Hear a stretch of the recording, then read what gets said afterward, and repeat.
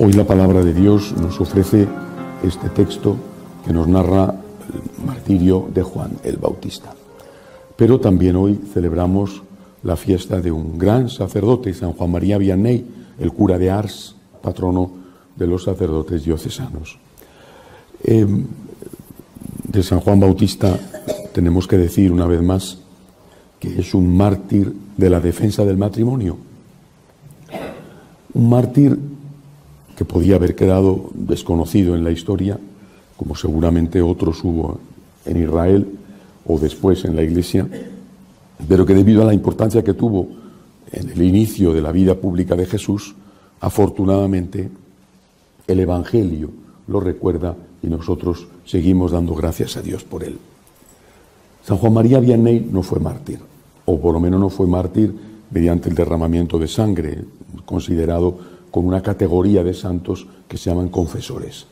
Pero es que este confesor, se llaman así a los que confiesan su fe, fue de verdad un confesor, es decir, pasaba muchísimas horas en el confesionario y a su pequeña población, no sé si decir aldea, pero desde luego pequeña población de Ars, donde le habían mandado porque era un hombre que en el seminario todos reconocían que era muy bueno, pero que no había forma de que aprobara las asignaturas. O sea, por su bondad le fueron pasando de curso en curso y al final pues le ordenaron sacerdote, pero le mandaron pues a uno de los sitios más pequeños a los que nadie quería ir dentro de su diócesis.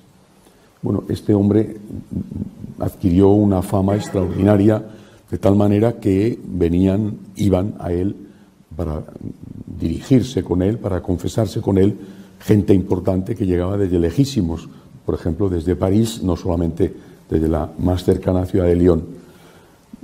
Así que podemos decir que es un confesor que hasta cierto punto es también mártir, aunque no con el derramamiento de sangre, porque pasó una gran parte de su vida, de su ejercicio pastoral, celebrando el sacramento de la confesión, el sacramento de la penitencia.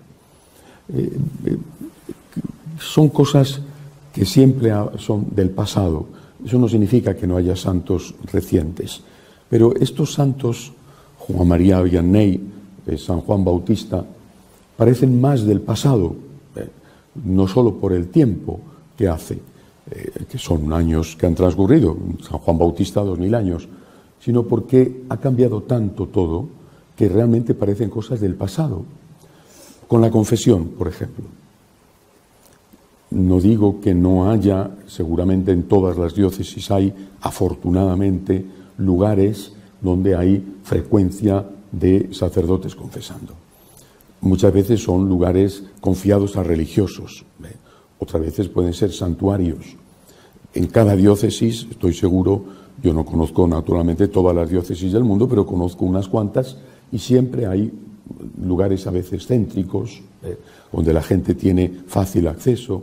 Otros sitios, repito, lugares ligados a alguna devoción popular. Siempre hay, o casi siempre a unas horas, naturalmente con un horario, a unas horas determinadas, sacerdotes confesando. Pero la mayor parte, en las parroquias no existen estos sacerdotes confesando. Eso no significa que si una persona no va a confesar, no pueda encontrar al sacerdote que le da una cita, y le dice vente a tal hora, vente a cual hora. Pero ese ejercicio de la confesión es un ejercicio esencial para el sacerdote. Es un servicio esencial, ligado al esencial servicio del altar. ¿Cómo va a prepararse la gente para recibir dignamente al Señor en la Eucaristía si esas personas no han tenido acceso al sacramento de la penitencia?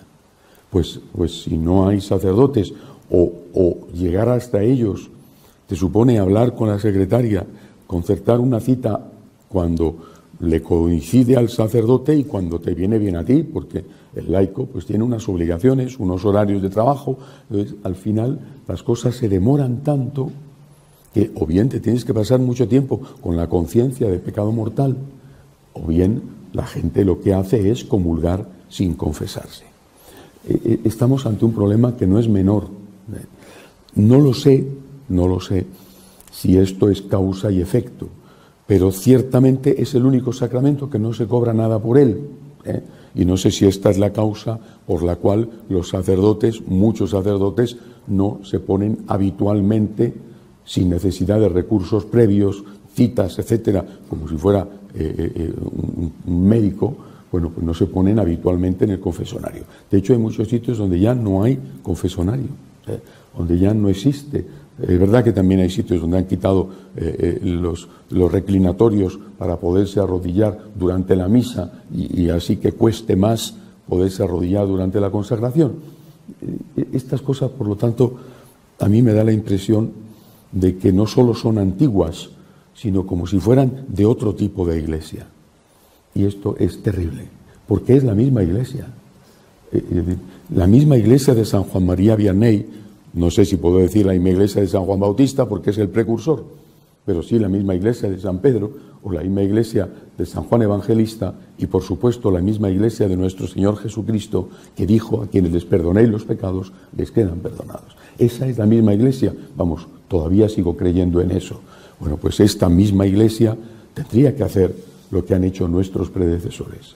Es decir, si es el patrono de los sacerdotes diocesanos, ¿por qué no dedicar mucho más tiempo a la confesión? Seguramente habrá que enmarcarlo dentro de unos horarios. Esto creo que a todo el mundo le tiene que resultar evidente, porque el sacerdote tiene también otras cosas que hacer, también incluso tiene derecho al descanso.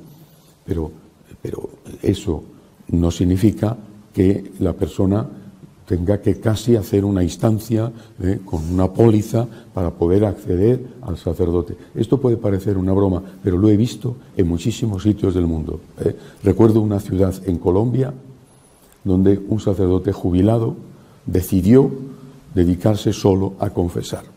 Como el hombre tenía muy pocos ingresos, decidió que cobraba una pequeña cantidad. Cobraba una pequeña cantidad y dedicaba media hora por persona. Bueno, no tenía un momento libre porque la gente prefería pagar esa pequeña cantidad porque servía para el sustento del sacerdote y poder ir a confesarse, mientras que en las parroquias es que no había manera, o por lo menos era muy difícil. Por eso creo que esto tiene que servirnos en primer lugar como un recordatorio serio a los sacerdotes, pero también como un recordatorio serio a los fieles. Cuando surgió el debate en torno a la posibilidad de que los divorciados vueltos a casar pudieran comulgar, bueno, aquel debate ahora ha sido sustituido por el que los luteranos casados con católicos puedan comulgar. Mañana será sustituido por otro porque esto parece que va a más. Cuando surgió aquel debate, recuerdo una intervención del Papa Benedicto XVI, antes, por supuesto, de que surgiera la exhortación apostólica Amoris Laetitia. Y el Papa Benedicto, Papa emérito ya, decía: esto tiene que servirnos a todos para reflexionar sobre si estamos en gracia de Dios o no. Y porque podemos estar diciendo y debatiendo sobre la posibilidad de que los divorciados vueltos a casar, es decir, que están en adulterio, como dijo el Señor, el que se divorcia de su mujer y se casa con otra comete adulterio contra la primera, y lo mismo ella, tiene que servirnos para meditar qué estamos haciendo nosotros. Es decir, el sacerdote tiene el deber, no es una opción para el sacerdote, tiene el deber de ponerse, de darle al fiel, a su feligrés, la posibilidad fácil de que se confiese. Pero el laico, bueno, y el propio cura también, lógicamente, tiene el deber de confesarse. Un deber que la Iglesia incluso liga a un pecado mortal, al menos una vez al año, y desde luego siempre que se está en pecado mortal antes de comulgar. Repito, ¿por qué estas cosas eran tan evidentes en la época de San Juan María Vianney? Que San Juan María Vianney se pasaba tantas horas en su confesionario y la gente acudía. Te puede pasar horas en el confesionario y estar más solo que la una, y allí estar, al final las telarañas crecen alrededor tuyo. Él confesaba, la gente acudía. ¿Eran peores aquellos feligreses que los de hoy?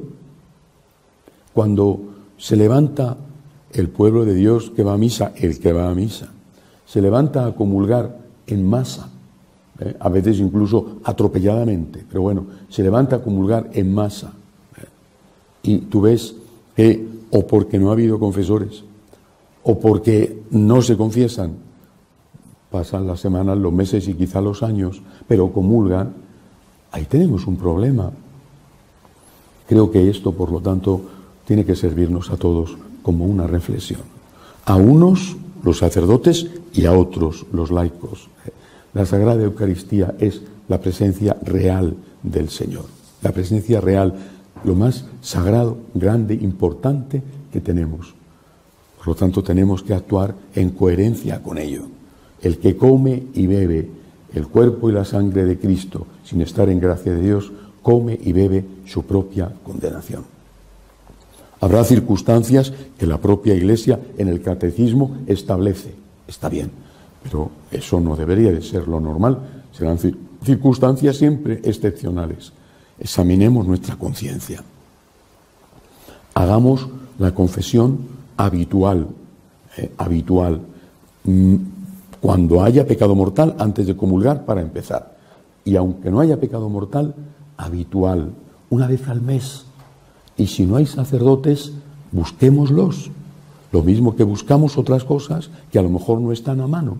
O con cariño y con humildad incluso, pidámosles que hagan el favor de confesarnos. Es quizá más humillante tener que ir a buscar al sacerdote que te vea la cara, y después decirle los pecados que te gustaría decírselos sin que te conocieran, pero al final pues hay que hacerlo. Pidámosle al Señor que el sacramento de la confesión, del que fue un confesor casi mártir, San Juan María Vianney, no vaya desapareciendo en nuestra Iglesia. De pie, por favor.